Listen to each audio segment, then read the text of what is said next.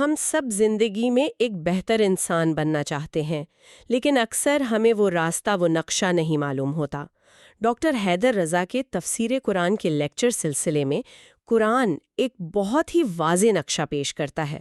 آج ہم اسی نقشے کو سمجھنے کی کوشش کریں گے جو سورۃ العلق کی ابتدائی آیات میں پوشیدہ ہے۔ منزل کیا ہے؟ راستہ کیسا ہے؟ اور ہاں، یہ بھی واضح رہے کہ ہم جو بات کر رہے ہیں یہ شیعہ مکتبہ فکر کی روشنی میں ہے۔ اور گفتگو شروع کرنے سے پہلے ایک ضروری وضاحت بھی کر دوں۔ یہ خلاصہ اور تشریحات مصنوعی ذہانت کی مدد سے لیکچر کے جائزے کے لیے تیار کی گئی ہیں۔ اگر کسی بھی مواد کو غلط سمجھا، غلط بیان کیا گیا یا غلط طریقے سے پیش کیا گیا تو ڈاکٹر حیدر رضا اس طرح کی غلطیوں کے ذمہ دار نہیں ہیں۔ بالکل، اور یہ گفتگو پچھلی بار جہاں چھوڑی تھی وہیں سے جڑتی ہے۔ ہم نے بات کی تھی ان اوزاروں کی جو خدا نے ہمیں عطا کیے ہیں: سماعت، بصارت اور قلب، یعنی سننے، دیکھنے اور پھر اس پر گہرائی سے دل سے غور و فکر کرنے کی صلاحیت۔ یہی بنیاد ہے۔ تو آئیے اس بنیاد پر آج پہلا قدم رکھتے ہیں۔ سورۃ العلق کی تیسری آیت ہے، اقرأ وربک الاکرم، پڑھو اور تمہارا رب سب سے زیادہ کریم ہے۔ اب جب میں یہ آیت پڑھتی ہوں تو میرا ذہن فوراً سخاوت کی طرف، عطا کی طرف جاتا ہے، لیکن ہمارے ذرائع اسے ایک بہت گہری منزل سے جوڑتے ہیں، اور وہ ہے کرامت۔ یہ تعلق تھوڑا غیر متوقع سا ہے۔ یہ ایک بہت ہی اہم نقطہ ہے، کیونکہ یہیں سے پورے سفر کی سمت متعین ہوتی ہے۔ دیکھیں، اکرم کا لفظ کریم سے نکلا ہے اور ہماری منزل ہے کرامت۔ ہمارے معاشرے میں کرامت کا تصور کیا ہے؟ عام طور پر یہی سمجھا جاتا ہے کہ کوئی معجزہ، کوئی مافوق الفطرت عمل، جیسے کسی بزرگ کا ہوا میں اڑنا یا پانی پر چلنا۔ جی بالکل، یہی خیال آتا ہے۔ لیکن اصل میں قرآن و اہل بیت علیہ السلام کی تعلیمات میں کرامت کا یہ مطلب ہرگز نہیں ہے۔ کرامت کا اصل مفہوم ہے ہر قسم کی پستی سے، گھٹیا پن سے، چھوٹی سوچ سے، حسد، تکبر، ان سب چیزوں سے بلند ہو جانا۔ یہ کردار کی عظمت کا، وقار اور شرافت کا نام ہے۔ اچھا، تو یہ ایک اندرونی کیفیت ہے، کوئی بیرونی کمال نہیں۔ یہ تعریف تو روزمرہ کے تصور سے بالکل ہی مختلف ہے۔ اس کی ایک مثال جو ذرائع میں دی گئی ہے وہ اتنی عام ہے کہ ہم سب اس سے جڑ سکتے ہیں۔ جیسے جب کوئی دوست بہت خوشی سے اپنی کوئی کامیابی بتاتا ہے تو اکثر ہمارا پہلا رد عمل کیا ہوتا ہے؟ اکثر ہم اس کی خوشی میں پوری طرح شریک ہونے کے بجائے فوراً اپنی کوئی ملتی جلتی کہانی سنانے لگتے ہیں۔ ارے واہ، میرے ساتھ بھی ایسا ہوا تھا، یا ہمارے بیٹے نے تو اس سے بھی زیادہ نمبر لیے تھے۔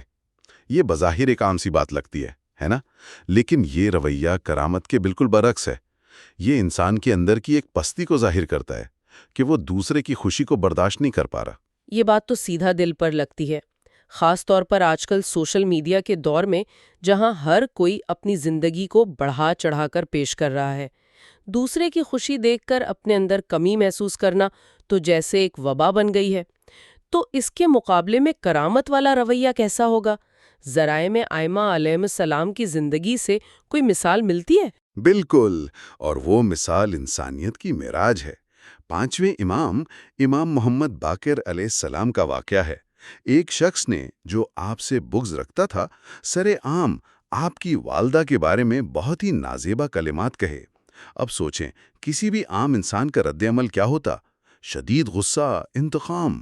کم از کم جوابی کارروائی تو ہوتی۔ لیکن امام نے کمال تعامل سے اس شخص کی طرف دیکھا اور فرمایا، اگر تم سچ کہہ رہے ہو تو اللہ میری ماں کی مغفرت فرمائے، اور اگر تم جھوٹ بول رہے ہو تو اللہ تمہاری مغفرت فرمائے۔ سبحان اللہ، یہ تو غصہ پی جانے سے بھی کہیں آگے کی بات ہے۔ یہ تو پوری صورتحال کو ہی بدل دینا ہے، منفی سے مثبت بنا دینا۔ یعنی نہ صرف بدلہ نہیں لیا بلکہ اس شخص کے لیے بھی دعا کی جس نے توہین کی۔ یہی کرامت ہے، برائی کا جواب برائی سے نہیں بلکہ بھلائی سے دینا۔ یہ وہ منزل ہے جس کی طرف قرآن ہمیں بلا رہا ہے۔ ٹھیک ہے، تو منزل تو واضح ہو گئی، اور یہ اتنی اونچی ہے کہ سچ پوچھیں تو عام انسان کے لیے تقریباً ناممکن لگتی ہے۔ تو سوال یہ ہے کہ اس سفر کی شروعات کیسے ہو؟ وہ پہلا قدم کیا ہے؟ اگلی آیت شاید اسی کی طرف اشارہ کرتی ہے۔ الذی علم بالقلم، یعنی وہ ذات جس نے قلم کے ذریعے سکھایا۔ تو کیا اس کا مطلب یہ ہے کہ کرامت تک پہنچنے کا راستہ علم ہے؟ بالکل، راستہ علم ہے، اور یہاں لفظ علمہ پر غور کرنا بہت ضروری ہے۔ عربی گرامر میں اس لفظ کے دوسرے حرف لام پر ایک تشدید یا شدہ ہے۔ یہ شدہ کسی کام میں شدت، تاکید اور گہرائی پیدا کرنے کے لیے آتا ہے۔ یعنی اللہ نے صرف سکھایا نہیں، بلکہ بہت اچھے، بہت گہرے اور بہت پختہ طریقے سے علم سکھایا۔ اس میں ایک اور دلچسپ نکتہ بھی ہے۔ اگر اللہ نے سکھایا ہے تو اس کا مطلب ہے کہ علم کوئی ایسی چیز نہیں جسے ہم خود ایجاد کرتے ہیں۔ یہ ایک تحفہ ہے، ایک عطا ہے جسے ہمیں حاصل کرنا ہوتا ہے۔ آپ نے بہت اہم نکتہ اٹھایا، اور یہ ہمیں علم کی دو قسموں کی طرف لے جاتا ہے۔ ایک علم وہ ہے جو صرف معلومات کی شکل میں ہمارے دماغ میں محفوظ ہوتا ہے، ڈیٹا کی طرح۔ یہ وقت کے ساتھ، خاص طور پر بڑھاپے میں، مٹ سکتا ہے، دھندلا سکتا ہے۔ جی، ہم سب نے یہ دیکھا ہے۔ بہت سے لوگ جوانی میں بہت کچھ جانتے ہیں، لیکن عمر کے آخری حصے میں وہ باتیں بھول جاتے ہیں۔ بالکل، لیکن ایک دوسری قسم کا علم بھی ہے، اور وہی حقیقی علم ہے۔ یہ وہ علم ہے جو معلومات سے آگے بڑھ کر انسان کے وجود کا، اس کی روح کا حصہ بن جاتا ہے۔ وہ اس کی شخصیت میں جذب ہو جاتا ہے، اور پھر کبھی اس سے جدا نہیں ہوتا، یہاں تک کہ موت کے بعد بھی ساتھ رہتا ہے۔ اس کی بہترین مثال وہ عمر رسیدہ سائنسدان یا علماء ہیں جو اپنی زندگی کے آخری لمحات تک اپنے شعبے میں پوری طرح فعال رہتے ہیں۔ ان کا علم صرف دماغی خلیوں میں قید نہیں ہوتا، وہ ان کے پورے وجود میں رچ بس چکا ہوتا ہے۔ لیکن یہاں ایک بہت بڑا اور بنیادی سوال پیدا ہوتا ہے۔ اگر حقیقی علم صرف معلومات کا ذخیرہ نہیں ہے، تو پھر آخر یہ علم ہے کیا؟ جی، یہی سوال میرے ذہن میں بھی آ رہا تھا۔ وہ کون سی چیز ہے جو معلومات کو اس گہری بصیرت میں بدل دیتی ہے؟ یہ اس پوری گفتگو کا آپ کہہ لیں کہ مرکزی نقطہ ہے۔ ذرائع میں علم کی ایک ایسی تعریف بیان کی گئی ہے جو ہمارے تمام مادی تصورات کو چیلنج کرتی ہے۔ حدیث میں آتا ہے کہ علم ایک ایسا نور ہے جسے اللہ اس بندے کے دل میں ڈال دیتا ہے جس کی وہ ہدایت کرنا چاہتا ہے۔ علم دراصل حقائق کا ذہن پر نہیں، بلکہ دل پر روشن ہو جانا ہے، منکشف ہو جانا ہے۔ ایک منٹ، ذرائع میں حدیث عنوان بصری کا بھی حوالہ ہے، جس میں امام جعفر صادق علیہ السلام نے فرمایا کہ علم پڑھنے پڑھانے سے حاصل نہیں ہوتا۔ یہ تو ایک دھماکہ خیز جملہ ہے۔ یہ ہمارے پورے تعلیمی نظام، ہماری یونیورسٹیوں، اسکولوں، ان سب کی بنیاد کو چیلنج کرتا ہوا محسوس ہوتا ہے۔ یہ سمجھنا تھوڑا مشکل ہے۔ نہیں، یہ سمجھنا بہت ضروری ہے، اور اس میں کوئی تضاد نہیں ہے۔ امام علیہ السلام کا مقصد یہ نہیں تھا کہ پڑھنا، لکھنا یا بحث مباحثہ کرنا بیکار ہے۔ یہ سب علم کے حصول کے انتہائی اہم ذرائع اور وسائل ہیں، لیکن یہ خود علم نہیں ہے۔ یہ برتن ہے، وہ مشروب نہیں جو ان میں ڈالا جائے گا۔ اچھا، تو پھر وہ نور، وہ مشروب کیسے حاصل ہوتا ہے؟ اس کی بنیادی شرط ہے عبودیت، یعنی اللہ کی بندگی۔ جب انسان تکبر اور اپنی میں کو چھوڑ کر خود کو اللہ کا سچا بندہ بنانے کی کوشش کرتا ہے، جب اس کی نیت شہرت یا دولت نہیں بلکہ حق کو سمجھنا اور اس پر عمل کرنا ہوتی ہے، تب اللہ اس کے دل میں علم کا وہ نور ڈالتا ہے۔ تقویٰ اور پرہیزگاری اس نور کو حاصل کرنے کے لیے دل کو صاف کرتے ہیں۔ تو اس کا مطلب یہ ہوا کہ ایک ہی کتاب، ایک ہی استاد سے دو لوگ پڑھتے ہیں، ایک کی نیت صرف ڈگری ہے تو اسے شاید معلومات تو مل جائیں گی، لیکن وہ نور نہیں ملے گا۔ دوسرا شخص عاجزی اور عمل کی نیت سے پڑھتا ہے تو اسے گہری بصیرت حاصل ہو سکتی ہے۔ اس کا مطلب تو عمل بہت ضروری ہے۔ جب تک معلومات پر عمل نہ ہو، وہ صرف ڈیٹا رہتی ہے۔ آپ نے بالکل صحیح نتیجہ نکالا۔ عمل کے بغیر علم ایک بے جان جسم کی طرح ہے۔ ٹھیک ہے، تو اب تصویر کافی واضح ہو رہی ہے۔ منزل ہے کرامات، راستہ ہے علم، اور علم ایک نور ہے جو بندگی اور عمل سے ملتا ہے۔ اب گفتگو کو واپس آیت کے آخری حصے کی طرف لاتے ہیں۔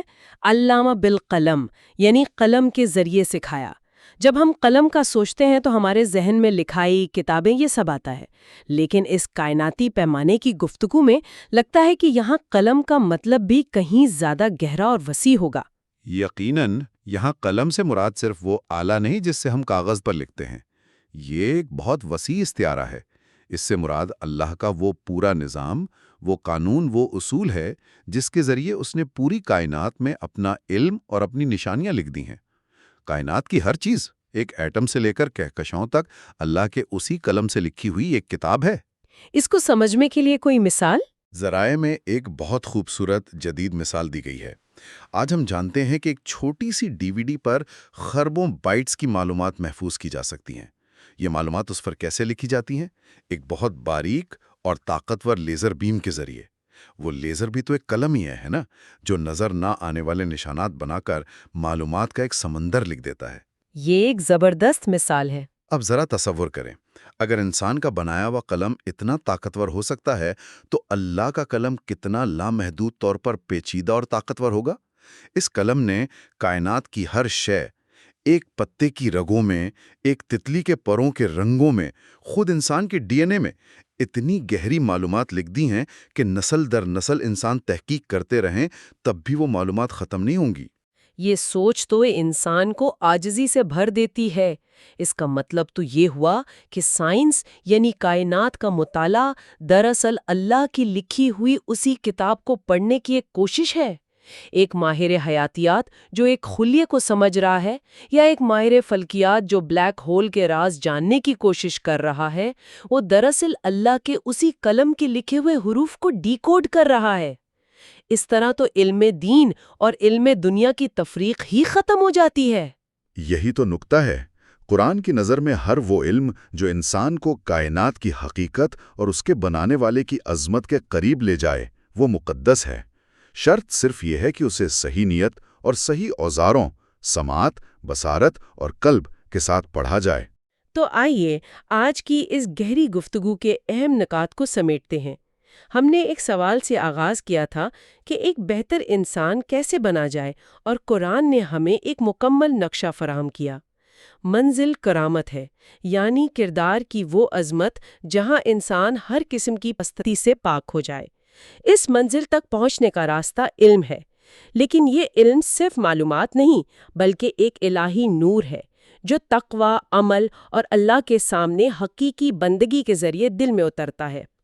اور اس علم کی کتاب پوری کائنات ہے جسے اللہ نے اپنے لامحدود قلم سے تحریر کیا ہے۔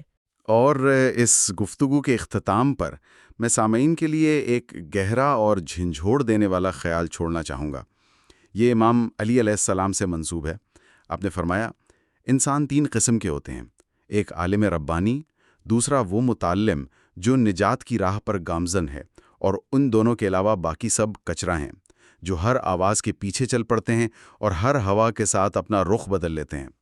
یہ ایک انتہائی سخت لیکن طاقتور جملہ ہے۔ یہ ہم سب کو یہ سوچنے پر مجبور کرتا ہے کہ ہم خود کو ان 3 گروہوں میں سے کہاں پاتے ہیں، اور ہمیں اپنی زندگی کا رخ کس سمت میں موڑنے کی کوشش کرنی ہے۔